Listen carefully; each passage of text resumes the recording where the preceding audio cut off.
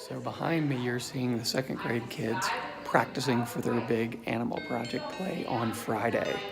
You can see the teachers here and Miss Hughes down here practicing. It's an amazing project. The kids are up on stage, they're getting ready for you for Friday. But this is more than just a performance. It's part of their IB planner.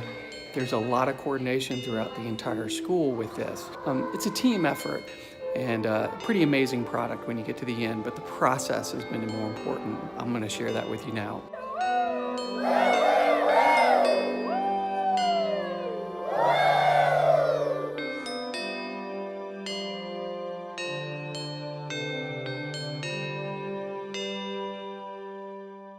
So tell me about the second grade play. Where did this come from? What is it and how did it start?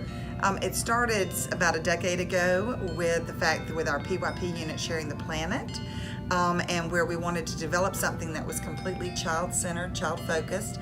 By using their study of ecosystems, we study four ecosystems, and the children will be provided with an animal that they do more of an in-depth research with, and then they also will write their own pourquoi from our study of folk tales, which is another PYP unit, and it kind of comes all together in a very child-centered production. In second grade, we each pick an ecosystem, and the students study animals in that habitat. They do a big research project. They are assigned different animals, and then they also have to write a pourquoi about the animal in that habitat. Writing is a big part of this unit. In our folktale unit, we learn about different types of writing like pourquois, and we use that with our research, so children are getting a chance to write about a lot of different things. Tell me about the pourquoi fables. How does that integrate it into the unit here? Well, we use it as explaining why animals are the way they are. So they have to choose an animal in the habitat they are studying for the ecosystem play, and they will use that animal and all the animals in that ecosystem and explain why a certain animal is the way they are.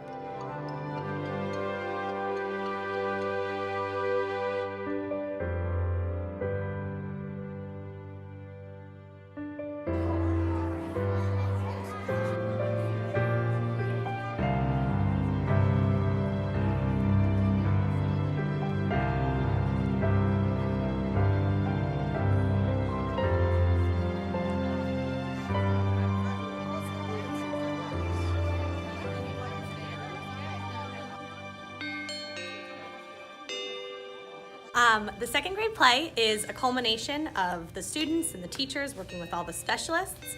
What you're seeing at the play is just a small, brief little snapshot of everything that we've been doing in all the classes. Well, technology and library work very closely together, so they do a lot of research in the library as well as in the computer lab. And when they finish their research and written their rough draft, they type that in the computer lab as well.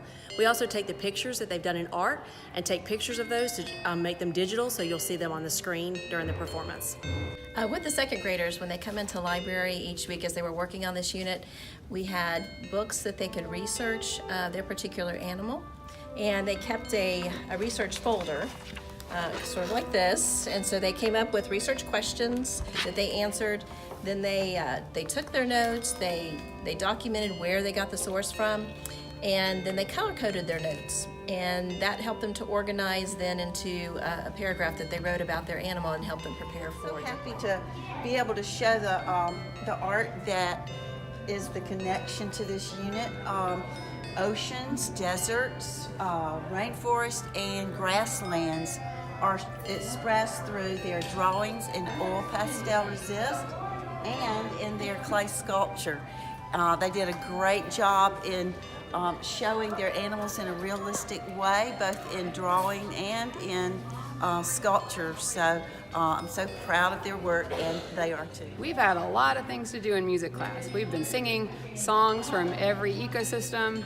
We have been playing instruments to go with the music. And now we have added stories written by the children. We put them on stage. So we have pourquoi tales. The students wrote how things happened, like how the koala got her claws, or how the jellyfish lights up and why. So those are called pourquoi tales, and they've set them to music and they've set them into action on stage. great thing about doing student stories and student writing on stage is that they can have a vision and then watch it come to life.